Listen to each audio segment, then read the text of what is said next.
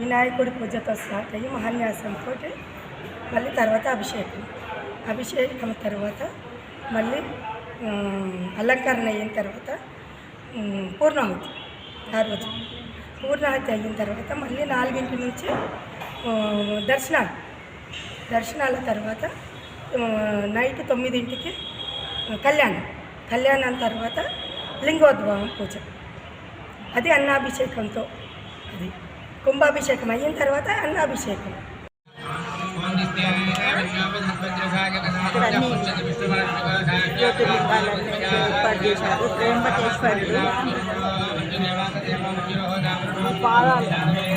ఇక్కడ త్రయంబకేశ్వరుడు బ్రహ్మ విష్ణు మహేశ్వరులు అండి. మనము ఇట్లా పెట్టి శివయ్యను దర్శించుకోవాలి 3 వేళ్లతోటి. బ్రహ్మ విష్ణు మహేశ్వరులు అనమాట. ఇట్లా త్రయంబకేశ్వర్ స్పెషల్ అనమాట జ్యోతిర్లింగం ఇది. ఇట్లా పెట్టండి.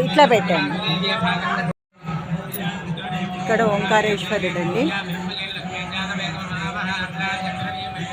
సోమనాథ జ్యోతిర్లింగం, వైద్యనాథ జ్యోతిర్లింగం దేవగారు.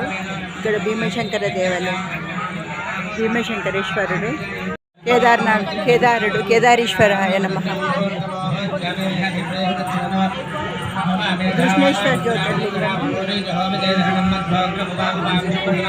ఇక్కడైతే అరేంజ్మెంట్లు చాలా బాగా చేశారండి ఇవంతా వీళ్ళు.